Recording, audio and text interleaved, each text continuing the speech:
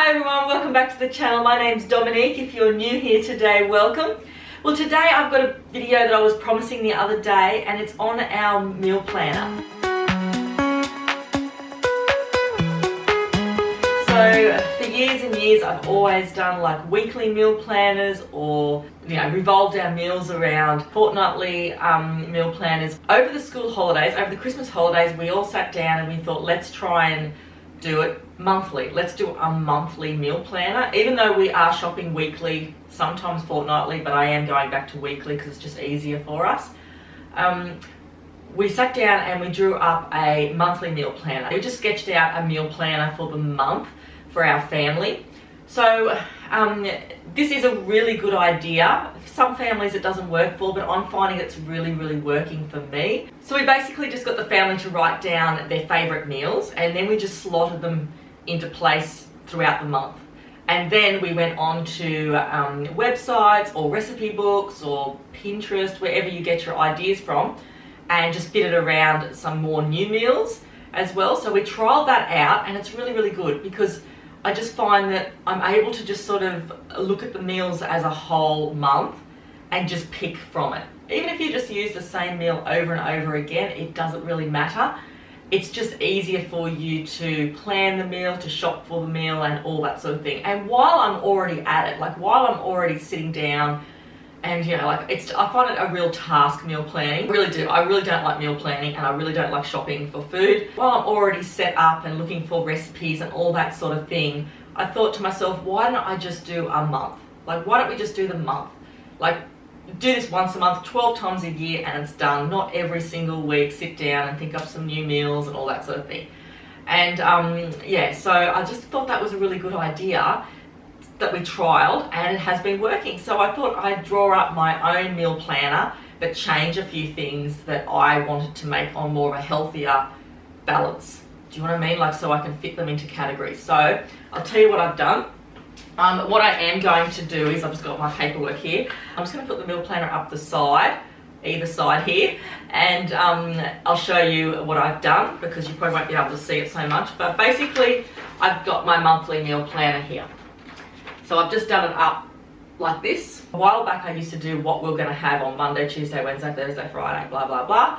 I stopped doing that because it just wasn't working, and sometimes the kids were like, I don't want that today, or I don't want this. So I just ended up finding the meal from Friday, maybe putting it over to Monday or anything like that. So then I just figured that let's not put down the weekdays. It doesn't work for us whatsoever. Instead of doing the weekdays, I've started to put it into categories. So into categories I mean by red meat, a chicken, a fish, and a vegetable. You might decide to do something else. You might decide to revolve yours around different categories, but that's the categories I want. I want 4 categories, so I know that I've got like the balanced diet throughout the month. And I just found it easier to plan that way as well, because I just went, okay, I need some chicken. I'm missing 3 meals from the vegetable category this month, or I really want to put more fish into our diet. And that's why I put the fish category there, because I'm finding it really important that I really want the family to eat more fish, even though my oldest boy hates it, but he likes tuna. So I can deal with that. So I can put some meals for tuna in there or whatever. So I'm just trying to categorize it so we've just got more of a balanced diet, and I can see where our meals are going and what we're eating in each category. So I've got, like I said, red meat, chicken, fish, and vegetable. And basically, yeah, I just went about it by getting the kids to choose their favourite meals, or the meals that I think they're going to like. And I'm also putting some new meals in there. So once a month, I am going to put a few different new meals in there, just to make it a nice variety, and see if those new meals are going to work. And if they don't, I just won't use them again. You know what I mean? But in saying that, I have put some new meals here. As you will see, some of the new meals that I've put here are garlic butter scallops. Now, my kids haven't had like fresh scallops before. I absolutely love them. They are expensive. I think they're like $1.50 each for a scallop. We've got fish markets down the road where I can get local ones, and I just thought that would be nice. I want to try some scallops, cook them in butter, pepper and salt, and put them with rice. So that's more of like in the fish category. Now, see how they go with that. They don't like prawns and they don't like crab, and I'm so lucky because I love them I don't have to share them with them. But no, I did try them on the holidays and they just hated it. So I can't really do the prawn thing with them, but my oldest boy said he would like to try curried prawns at some stage, just to see what it's like. So we'll see how that goes.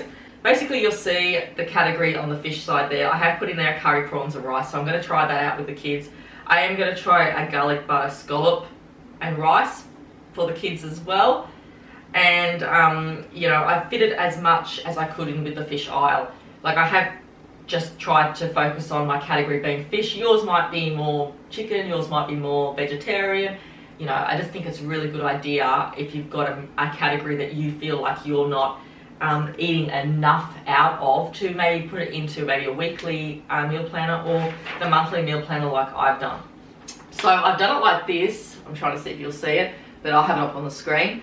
I've got a monthly meal planner and 29 meals, because I know this month is 29 days in February. So how I choose the meals is I go through recipe books, I go online and have a look at, I think there was a website like Australia's best recipes. You can go online and find that, and it does feel overwhelming at first because you are looking for a whole month of meals. But once you've done it, you're set. And you will probably notice that you'll probably put the same meals in there. Like, I've put in the same meals I know my family like. I am trying to do more of a budget for our family too, and bringing down our shopping is one thing which I really have to do, and also making cheaper meals. Saying that, I know I have put scallops and prawns into my monthly meal planner, but the majority of it is cheap meals as well. So firstly, when I'm planning my meal planner, I choose a meal from every category, do you know what I mean, and fill that out throughout the month. And I also try and find some cheap and easy meals. So we're not going to have a roast every night, even though roasts are pretty easy, but I'm not going to do that.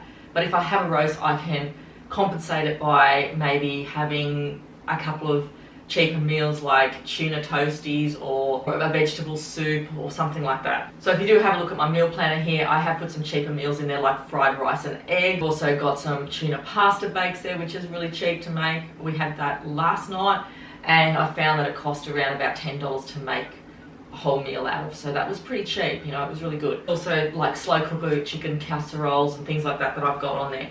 But yeah, it just makes me look at it as a whole. And when I sketch out the whole month, I can go, okay, now that's way too much. That's too many expensive meals I've got in there. I've got too many chicken roasts. I've got too much like porterhouse steak in there. This is going to cost me a fortune for the month.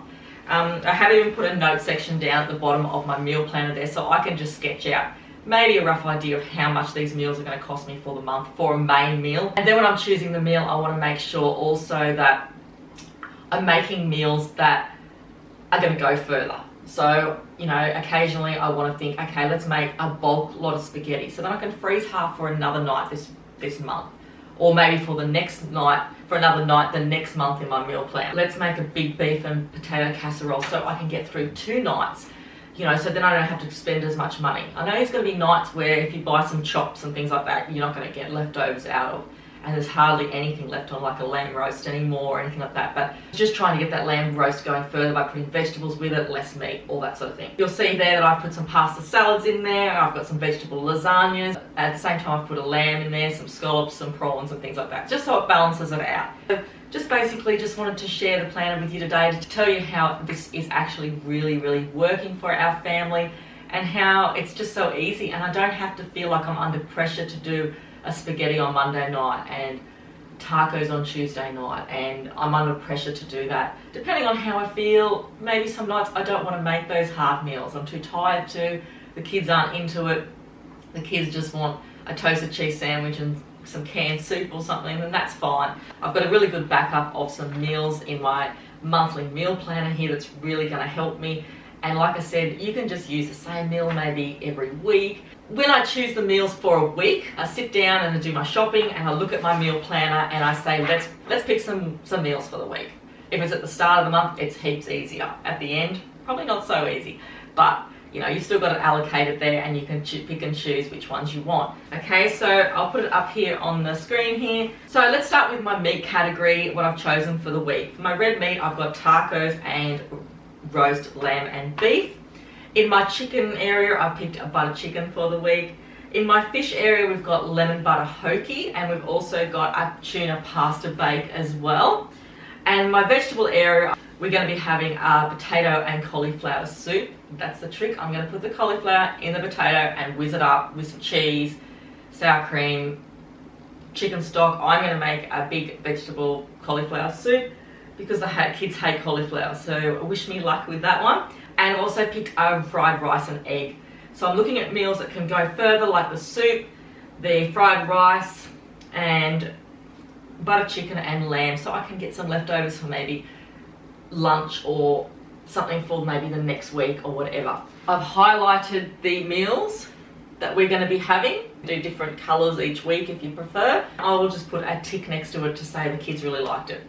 Not so much me and my husband, because we will eat it regardless, we'll like it, you know, but if they like it, I'll put a tick next to it, meaning the next week I can add that to it again if I wanted to, or maybe make a meal that's similar to it, you know, like if you do a tacos or something and they really like that, maybe you can make like a taco soup or a taco and bean soup if your kids like beans, you know, like just things like that. So it just helps you out to know what your family are really liking, and you can also write down your note area as well. And then once I've chosen my 7 meals for the week, I will just find the recipe for them. Okay, so sometimes I don't always just look for the recipe for that meal. I'll just think, okay, that's what I want to make.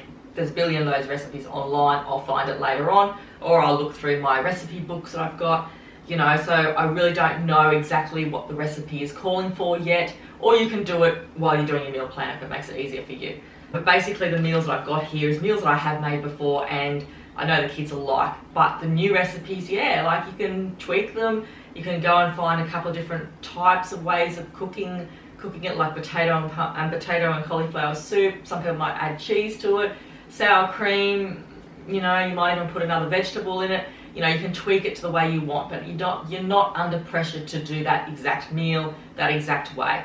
And that's what I like about the meal plan. So trying to get the family to enjoy what you're cooking, you're enjoying what you're cooking as well, because if the kids and the family like what you cook, then you enjoy cooking it. There's nothing worse than cooking a meal that you know your family don't like. And you know, and that feeling when you sit down and give your kids a meal and you've spent half a day cooking it and they hate it, they just hate it. So this is the way that I'm just going to stop doing that, wasting my time. Those meals I'll never cook again, or I'll try and change it up by putting something with it that they're going to like. Because let's face it, you know, it makes it hard on us, the ones cooking the meals and planning it and shopping for the meals and wasting the food when the kids don't want to eat it. Like, I mean, we don't have any waste usually in our house because I will eat the meals when the kids don't want it, but it just makes it hard because I'm the one that has to cook them another meal if they don't want to eat it. So it's just, you know, it's bedlam sometimes just finding a solution to, you know, to cooking meals for your kids that they're going to eat. And sometimes we just give in and go, yeah, or have some noodles for dinner, or have a toasty or whatever, because you want your kids to eat, and that's the main point of it. So I'm trying to avoid spending so much time, wasting my time in the kitchen by cooking my family meals they're not going to like, even though probably a few meals my husband doesn't like that I cook and he doesn't say, but you know, that's a different story. But this way also you can look at how much you're spending each week as well, like I said, and over a month, and you can just see, because let's face it, the main meal is what costs the most. So if you can get it out of breakfast by having some toast or Wheat Bix, you know, crumpet or something like that, and you can get out of lunch, especially when the kids are at school, you can just, like, I usually just have like I can have canned spaghetti on toast for lunch when I'm working, or a toasty, or you know, something like that, or an enchilada, something cheap, you know what I mean? And even then I don't even need to have that, I can just have baked beans or whatever. But I can get out of lunch and breakfast really cheap. It's the main meal that costs the most. So if we sort of look at what we're spending on that main meal, and even if it's takeaway as well, you know, you can just sort of roughly get an idea of how much you're spending for the week, or you can allocate some takeaway areas in there for the month as well. I'm trying my hardest to cut down on the takeaway foods now, because I'm finding it's costing our family so much. Like, we do get fish and chips sometimes. The other day it was like $45 just for some fish and chips. It's a lot of money. Like, I mean, it's okay to do it occasionally, I find, but, and then the other day we've got the kids a sundae and an apple pie or something like that. And about Monday night we went down to the ice creamery and bought ice creams for everyone, and we'd spent $50, I figured out, just on ice creams. like within 3 or 4 days, and that's just ridiculous. It's ridiculous. So, you know, as much as I love going to takeaway and getting away from the house and all that sort of thing, I find that whenever we go and buy takeaway, we always come home and either my husband's still hungry after he's had a burger or something, or, you know, you just feel like you've spent so much money on takeaway. But it's an easy solution when you need a break from the kitchen. I find with takeaway, I feel like I get out of the house and I, you know, and can just breathe again for a little bit and not have to cook for the night.